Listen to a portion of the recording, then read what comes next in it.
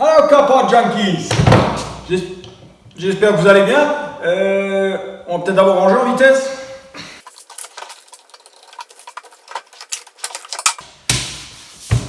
Ah, si seulement ça allait toujours aussi vite.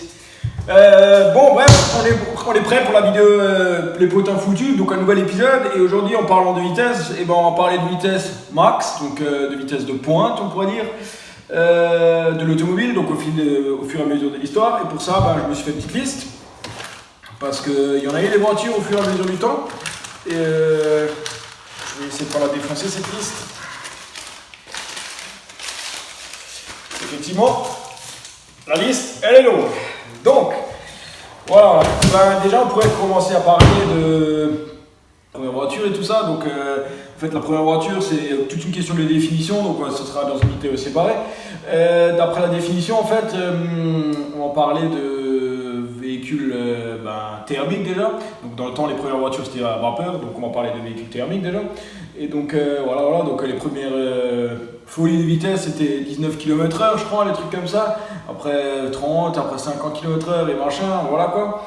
Donc, on pourra en citer plein. Mais on va peut-être commencer, déjà, peut-être par citer par la Merco 300 SL, par exemple. Voilà, après la période des Jaguars, la période de Le Mans et tout ça.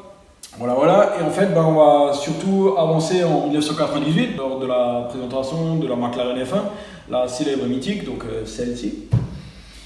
Et donc celle-ci, elle a établi un record de vitesse donc sur Erra-Lessine. Donc pour ceux qui ne connaissent pas, Erra-Lessine, c'est un circuit ovale, tout simple, et avec des virages inclinés. Donc vous avez sûrement déjà vu des vidéos de ça. Et donc ce circuit-là, il est spécialement fait pour les vitesses, donc vitesse de pointe, tralala, et tenue de route et machin. Et donc sur ce circuit ovale, donc, la McLaren F1, elle a établi un record de vitesse de 391 km/h. Donc pour l'année 98, c'était déjà super cool quoi.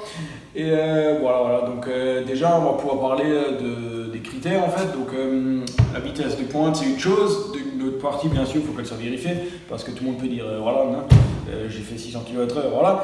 Il faut que ce soit vérifié. Et d'un autre part, on pourrait parler d'un critère des deux sens. Parce que justement, afin d'éviter les paramètres comme le bitume ou le revêtement du sol ou le vent dans le dos ou les questions de pente, donc on pourrait faire ça dans une pente, donc on aurait bien de vitesse plus élevée. Donc pour éviter tout ça, on pourrait se fier plutôt à un principe de aller-retour, donc une moyenne des deux du coup, pour éviter les trucs en pente et les machins et les excuses et les tralala. Donc tout ce qui s'est passé à Erra-Lessine, c'est toujours dans un sens, donc toujours dans un même sens et non pas dans le sens opposé, encore une fois, et la moyenne des deux, donc c'est toujours dans un sens, voilà. Bref, donc on pourrait aussi parler quasiment en même temps de la Salem S7, donc Salem avec deux E, Saline S7, donc un préparateur Ford aussi qui faisait, et ainsi de suite. Donc la Salem S7, la mythique pour ceux qui connaissent, elle a établi un record de 384 km/h, enfin il n'y avait rien d'officiel au final. Parce que dans le temps, je sais pas pourquoi, on ne s'intéressait pas forcément aux 400 km/h, on s'intéressait plutôt aux performances, ou 380 km/h, ça suffisait largement pour une sports car, ou pour une hypercar du coup. Et voilà. Et du coup, à un moment, c'est Bugatti qui a lancé la course, quoi. Et donc, pour la Salem S7, il y avait différentes versions, donc avec 600 chevaux, jusqu'à maintenant, ils veulent passer à 1500 chevaux, des trucs comme ça, je crois même à 2000 chevaux, un truc comme ça. Parce que la Salem S7, depuis donc 2000, les années 2000, elle est toujours encore actuelle, donc le modèle a été adapté, avec le moteur V8, il a été adapté et tout ça. Donc bref, toute une histoire. Et voilà. Donc, on pourrait passer maintenant, du coup, à la célèbre et mythique Bugatti Veyron. Donc, tout le monde connaît Veyron, je sais pas comment vous prononcez ça. Donc qui a établi du coup le record de 408 km/h, donc qui a passé la barre magique des 400 km/h. Et même si on pourrait dire que la McLaren F1 elle pourrait tout autant passer la barre des 400 km/h avec bien moins de chevaux, c'est surtout ça ce qui est impressionnant, parce que la Bugatti elle avait les 1001 chevaux mythiques, les légendaires 1001 chevaux, et tandis que la McLaren F1 elle avait beaucoup moins. Donc voilà, ça c'est un aspect intéressant. Donc de 2005, on avait la Veyron, donc le record, et dans un sens du coup, donc nouveau sur Erra-Lessine. Ensuite, on pourrait passer à l'année 2006, donc une année après, avec Koenigsegg. Donc le Koenigsegg, la marque suédoise, donc que vous connaissez certainement. Pour ceux qui ne connaissent pas, c'est vraiment une marque qui a fait beaucoup de révolutions, beaucoup d'inventions, beaucoup de trucs où tu es là, what? Et donc genre un moteur sans boîte, une voiture qui marche 400 sans boîte. Une voiture qui n'a pas de droit de distribution, donc les valves c'est free valve comme ça s'appelle, donc c'est piloté pneumatiquement et ainsi de suite, donc c'est vraiment super intéressant. Donc plein d'innovations dans ce Smart, je vous invite vraiment à vous renseigner là-dessus. Donc voilà, donc on pourrait parler de la Koenigsegg en 2006 qui a fait un record de 395 km/h. Ça on ne sait pas si ça a été fait dans un sens ou dans l'autre, et donc peut-être qu'il s'agit juste d'un sens unique. Donc, avec la SSC Ultimate Aero, donc SSC c'est pour Shelby Supercars Company, donc cette marque là donc elle est aussi rentrée dans le jeu avec la Ultimate Aero dans le record de vitesse et tout ça. Donc elle a établi un record de 414 km/h donc dans les deux sens, donc la moyenne des deux sens aller-retour c'était 414. Donc c'est vraiment super intéressant, donc qu'un nouveau concurrent se lance là-dedans. Donc pour l'instant retenir Bugatti, Koenigsegg et du coup SSC, Shelby Supercars Company. Voilà. Donc Bugatti revient du coup avec la Veyron Supersport, donc la noire et orange que vous reconnaissez sûrement. Voilà. Et du coup pour l'année c'était en 2010 sur le circuit de Eralessin, comme vous avez déjà vu. Et comme on a déjà expliqué, dans un sens unique, du coup, elle a rétabli un record de 430 km/h. Donc on a déjà remonté la barre. Et du coup, on pourrait dire, ou pas, que ça c'est le nouveau record. Et puis voilà. Passons du coup à l'année. Un nouveau concurrent qui s'ajoute à la course de la vitesse, et c'est un concurrent américain cette fois, donc un préparateur de Ford, de Dodge, des modèles vraiment de ouf, genre des 6.6, des Ford Raptor avec 1000 chevaux, les conneries, des trucs de malade, vraiment des trucs super cool et super impressionnants, donc avec John Hennessy. Et lui du coup, quand on préparateur, il s'est dit viens, on se lance aussi dans la course pour montrer notre savoir-faire et prouver notre savoir-faire et notre compétence et tout ça. Et du coup, ils ont lancé sur base d'une Lotus Elise ou Exige. Ils ont rallongé tout ça, et tralala, ils ont calé un moteur dedans, et un moteur plus puissant bien sûr. Avec la Veyron GT, du coup, ils ont fait un record de 435,31 km/h. Donc voilà, 435, voilà. Et pareil, de nouveau, dans un sens uniquement, parce que pour les questions météo et machin, tralala, ça a apparemment été annulé sur ce jour-là, donc voilà. 435 km/h, on note ça. Donc on vient de passer le record de la Veyron Supersport. Et voilà. Donc ça, c'était en l'an.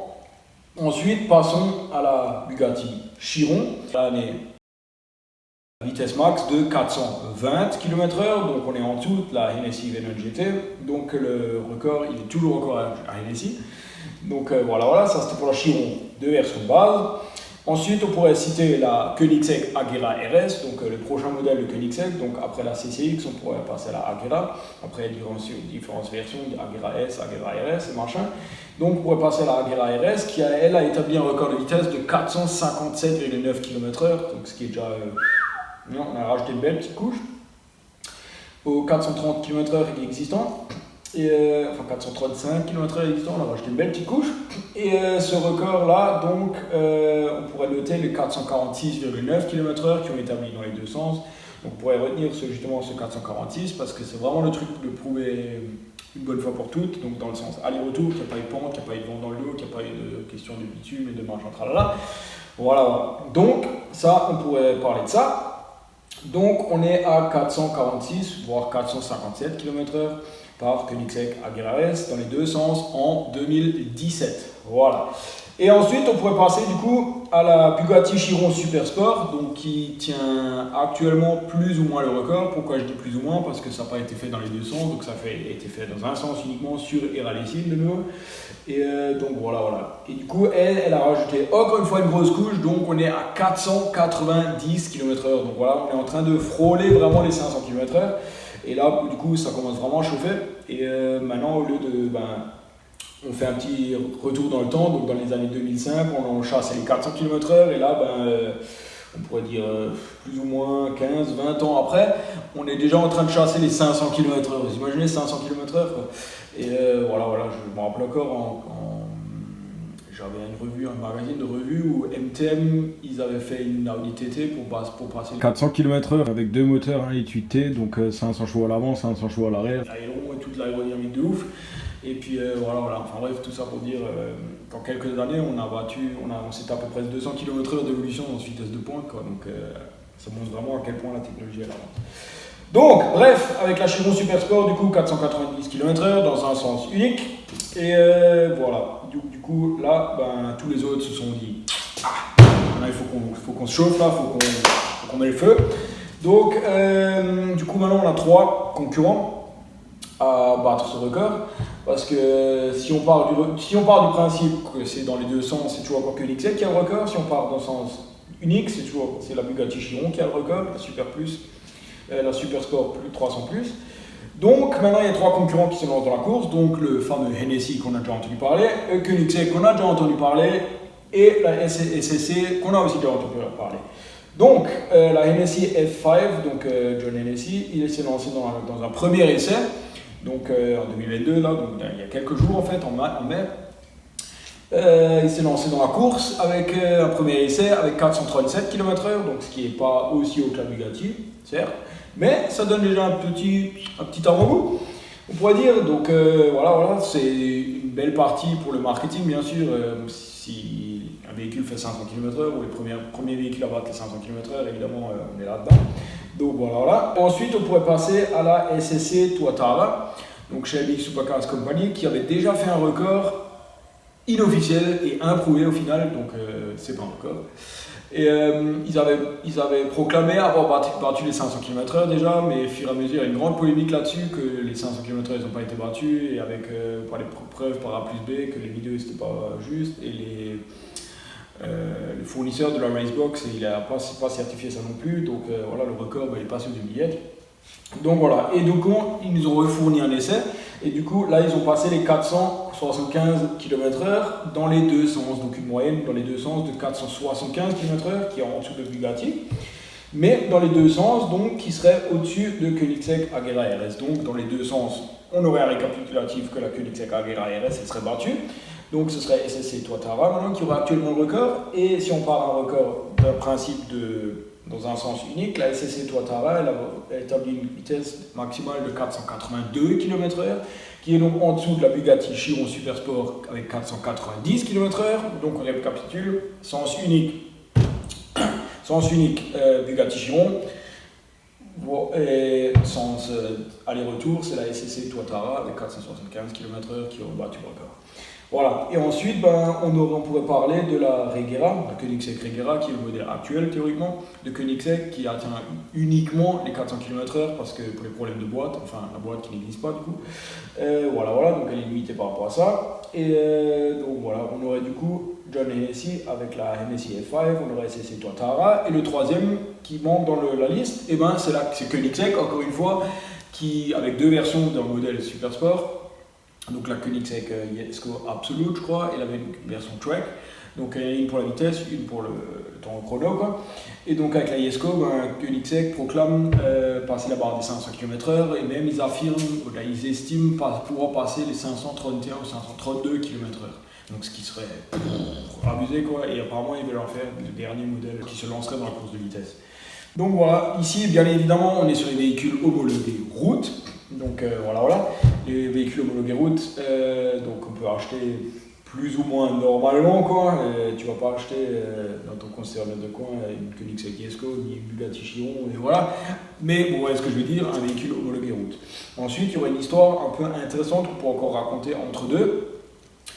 Bugatti avec le bolide, on pourrait parler de celle-là aussi vite fait. C'est un véhicule pas homologué route, donc pour l'instant aucune preuve qu'elle est homologuée route, aucune intention d'homologuer ce modèle route, mais avec leur histoire de bulle sur le toit, elle combinerait en fait le temps autour et la vitesse de pointe, ce qui serait vraiment intéressant parce que pour l'instant les deux sont un peu à l'opposé, vitesse de pointe et vitesse circuit.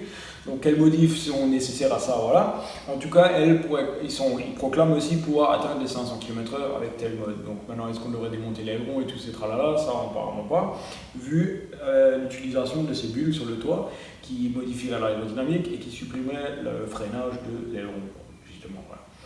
Donc ça c'était pour la petite parenthèse, voilà. Donc actuellement on n'en y est que la Bugatti Chiron Super Sport, elle aurait le record donc dans un sens unique avec 490 km/h, et la SSC Tuatara avec 475 km/h dans les deux sens, tu aurais le record dans les deux sens. Donc voilà.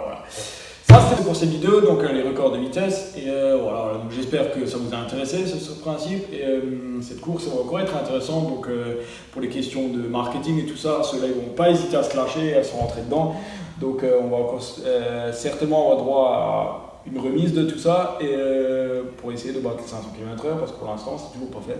Et donc voilà, ça risque d'être intéressant, on va en reparler. Et puis voilà. Autrement on souhaite une bonne route à tous comme d'hab et puis bonne continuation. Allez hop, ciao Kappa Junkies!